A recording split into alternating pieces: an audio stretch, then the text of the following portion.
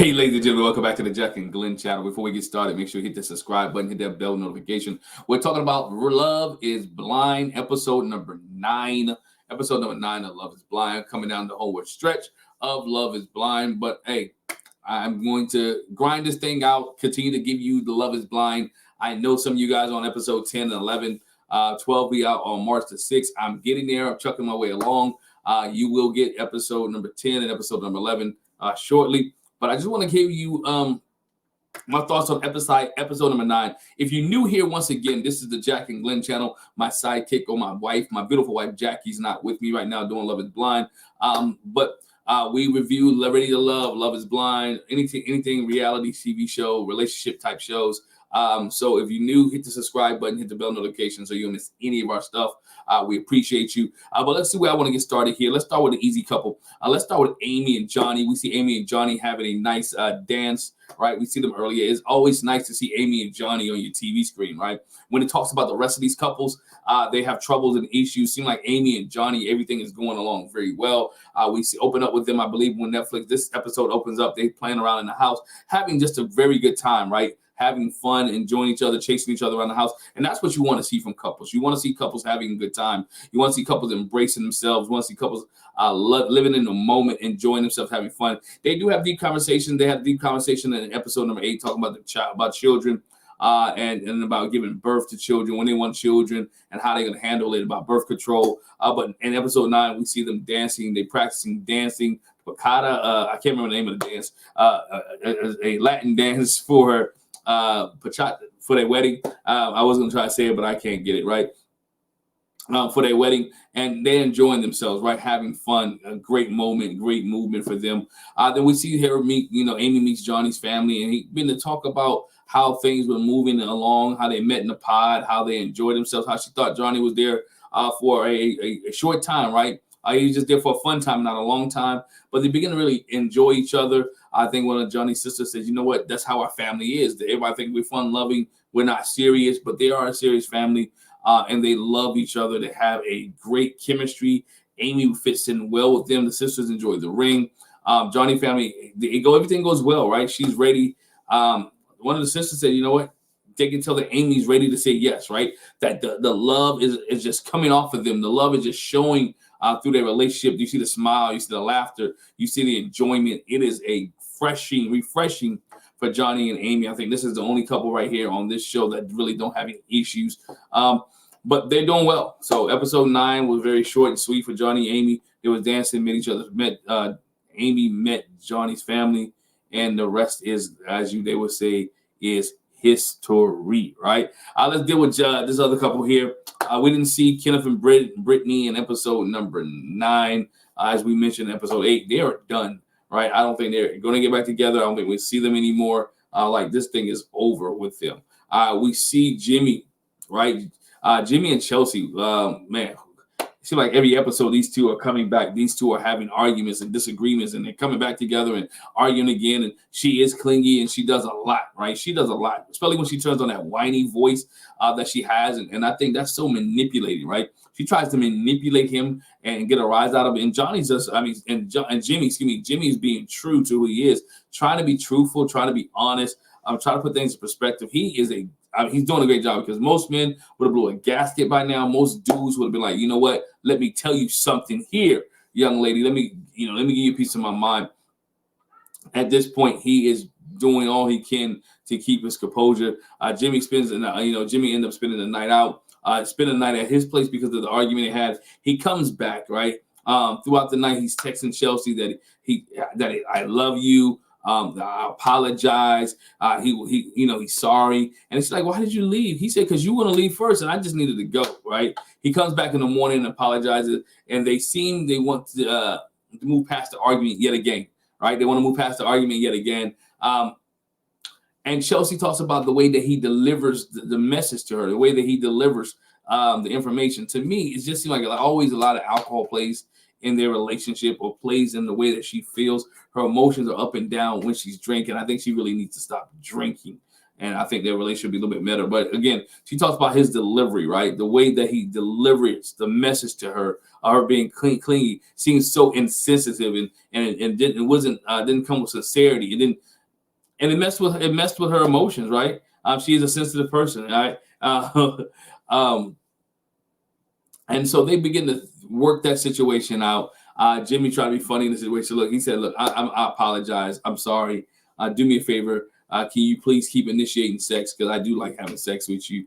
I do enjoy the moments that we have together." They do a little pecking, a little kissing while they're on the bed, and they just start just reconciling yet again. I like the fact they can reconcile, but I don't like the fact that the relationships keep going in the wrong direction because neither one of them are willing to see what is going on. She has some insecurities. She is very clingy. She wants to be his center of his attention all day long, every day. And I mentioned in the last video, what happens when you go back to work? What happens when he goes to work? He can't be around 24/7. She has to be secure in the fact that, hey, he doesn't like Jess. He doesn't want to be with Jess. He doesn't want to be any other woman. He wants to just be with her. He keeps telling her every day, I love you. I want to be with you. For some reason, some way, she doesn't believe it. I know love is an action word. So what I mean, Jimmy has to not just say it, continue has to show his actions that guess what? Things will get better as things move along. Then we see Chelsea. Chelsea is definitely in a better spirit when they meet Jimmy's friends, Barbara and Maddie, right? He has two female friends, Barbara and Maddie. And these two, like, they are a fun-loving bunch. They starting to get on Jimmy. Talking about, Jimmy, you're the one that's clingy, right? You hang on to things. You move on, right? And they reveal that Jimmy and they got on Jimmy for calling her clingy. Like, you shouldn't have said that. That was wrong for you to say that to her. Should have used some other words. I mean, nobody wants to say that clingy. You should say, look, baby, you kind of, I need some space. I'm smothering. But they have a good conversation while they're sitting at the bar.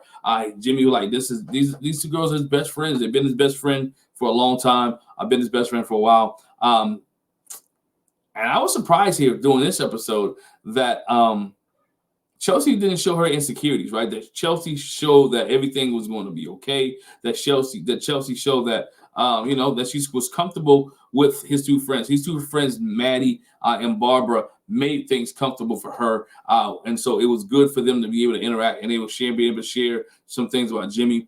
And one thing about it too that is Chelsea mentioned that being friends with girls, she's been cheated on before, all right? She had an ex, she's been cheated on before in the past, and bingo, there it goes, right? She's been cheated on in the past. Remember, Chelsea's also been married in the past when she got 18. So all these insecurities, all this baggage is coming up in this relationship with Jimmy. She wants to make it work, and therefore she doesn't trust. She doesn't trust Jimmy to be secure, doesn't trust Jimmy to be honest, doesn't trust Jimmy to be none of these things. And that's why they keep revisiting the same problem over and over again. But she does acknowledge that she has an ex-boyfriend that she is friends with, right? And they assure Jimmy that, and then Maddie and Barbara makes her feel safe. To look, we are not in love with Jimmy. We don't like Jimmy like that, but Jimmy is just one of our, he's like a brother to us, right? That's what they all say. He's like a brother to us, but nonetheless, they had a good time and no argument that ended this episode with Chelsea and Jimmy. They had a good conversation, and she was able to enjoy his friends and meet his friends, Barbara and Maddie, which was good for her. All right, and we move on. We go to AD and Clay. Man, AD works. I mean, Clay works a lot, right? The issue they're having is that their schedules don't align. Clay is always out there. I'm not saying hustling. He's working, right? He's trying to make ends meet. He has the rental properties. He has the boating and jet ski business. He has a textile business. And sometimes while he's moving and doing things at the lakes, different places, he doesn't have time to come home. AD talks about how she set some things up for Clay and how she fixed his favorite food and put some things on the table for him. And he didn't make his way home. And the thing is, to me, it was like, okay, you're telling her at the last minute you're not coming home. It's not like it's planned, right? It's not like you're a firefighter or a policeman like, hey, by the way, I won't be home for the next 2 days, or I got to work a double shift. It's like some of the spur of the moment type stuff, which made me think like, bro, where you got clothes that are you taking extra clothes when you leave in the morning, or some of these places you're staying, do you have extra clothes? Like what's going on here? And why can't you communicate? Make that extra mile, right? If I trust me, I've been married. I understand this. I am married, and I know how it is. Sometimes you're busy, but you got to make those trips. You got to make those phone calls. You got to make those things to assure the person that you're with that everything go all right. And it's not just his schedule, right? Her schedule as well. They both have a conflicting schedule. So if your schedules conflict with one another, you're gonna have to try to find that time to make for one another, to make each other feel comfortable and secure in a relationship, whether it's a Sunday, whether it's a Saturday, right? You don't have to work that much. Find that time where you can spend time together. And that's what they're lacking in this relationship. That's what AD and Clay does not have in this relationship. They're not trying to find compromise and bend to make time, find time for each other. But nonetheless, AD meets Clay's mom, Margaret, and his sister, Taylor. We get to hear more about the couple. We heard, like I mentioned earlier, we heard about their work lives. Clay's mom asked Margaret, what does she want to do? What she wants. She told us she was a real estate agent. She's also a manager. And ultimately, she wants to be able to own property, flip them, and be a landlord. A lot of you guys online tripping the fact that she want to be a landlord. Why not, right? That's what real estate agents are. Be a landlord. Get a duplex, right? You get all these duplexes or you get these different homes, and you're sitting at home making money while everybody else is working. There's nothing wrong with being a landlord. A landlord is a quality job, and especially if you have a construction team for you, a management team who's able to keep the houses and keep the apartments and keep the things. And most real estate agents turn into landlords, or real estate investors turn into landlords because they own property, right? Why have a property sit there when you can put somebody in the property so it can make you money, right? So I'm not knocking AD for wanting to be that. And so that's one of the things there.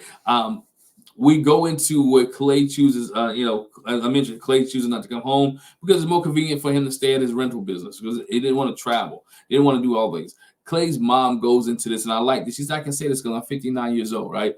I need you guys to communicate more, to be able to share time with each other. Marriage is sacred, right? It is a sacred commitment between two people. And she gave them some marriage advice. She said, I was married for 23 years, and it didn't work out, right? And then I was married for another 10 years, and that one is working out. And she's telling them, look, y'all have to be able to work it.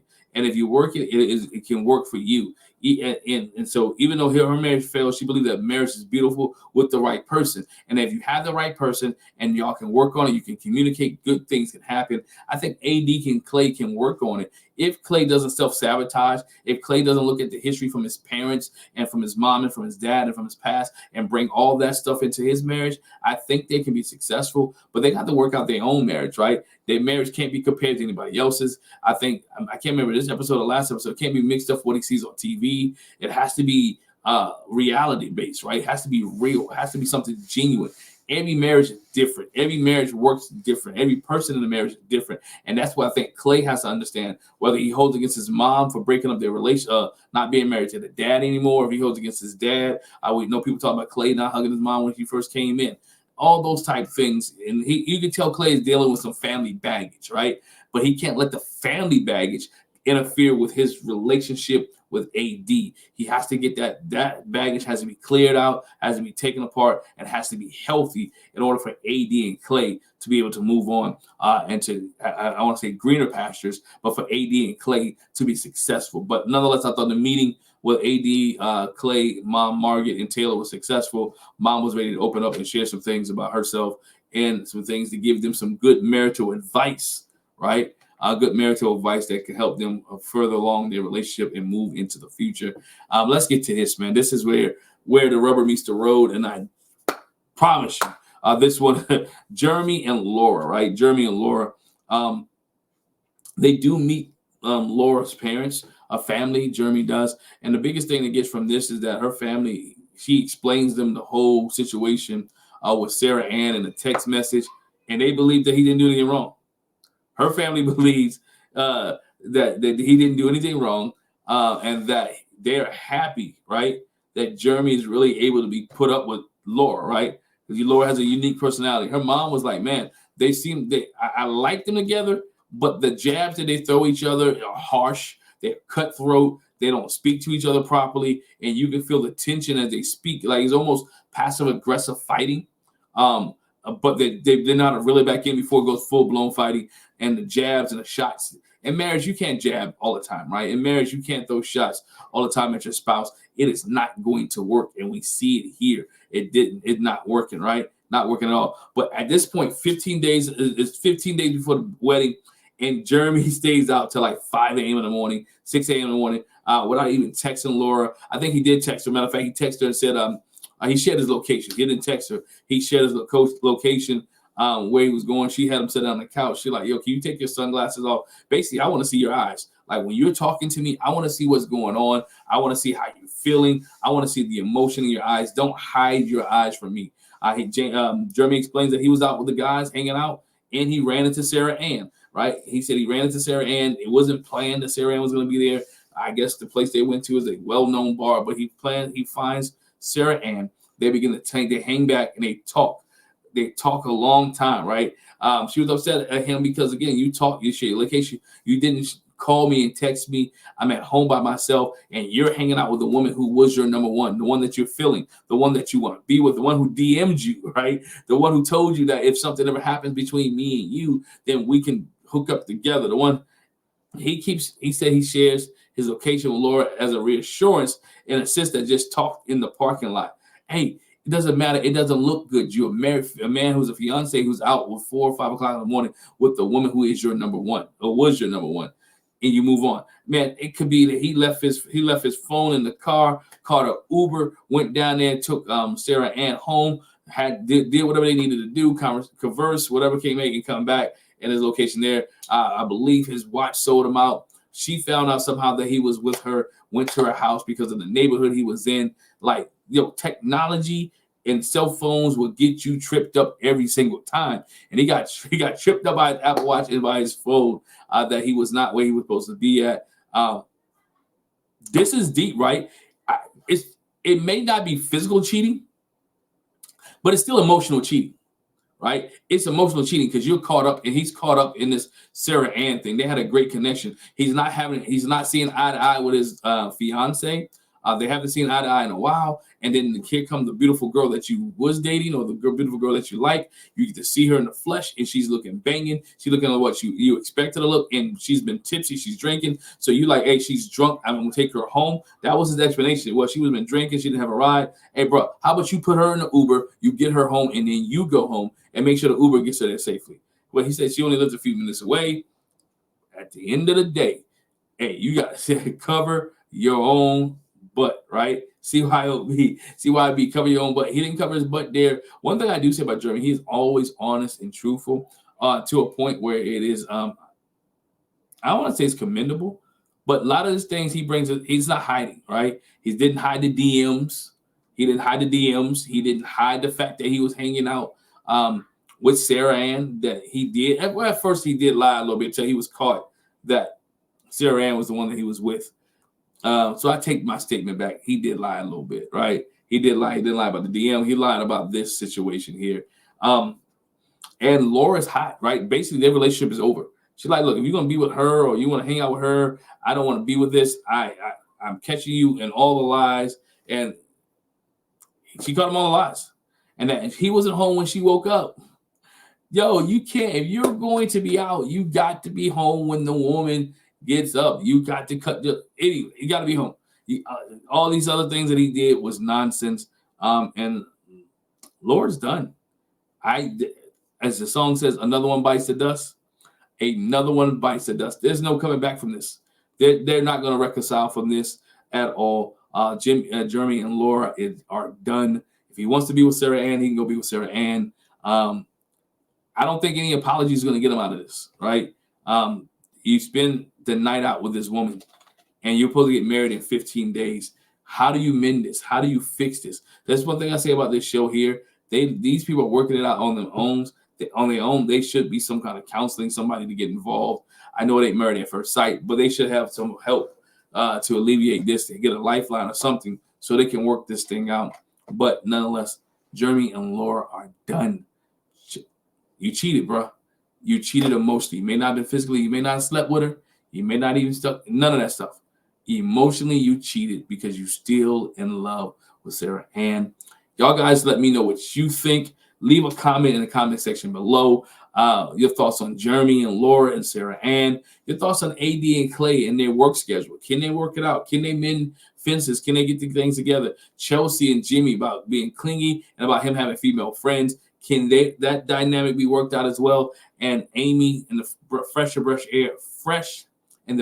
of fresh air Amy and Johnny, your thoughts on them as well. Hey, once again, make sure you hit that subscribe button, hit that bell notification so you don't miss any of our reviews. I appreciate you guys. Thanks for rocking with me, and look forward for episode number 10 coming soon. If you want to see all the reviews from episode 1 through 6, episode 7, episode 8, episode 9, they're all in a playlist.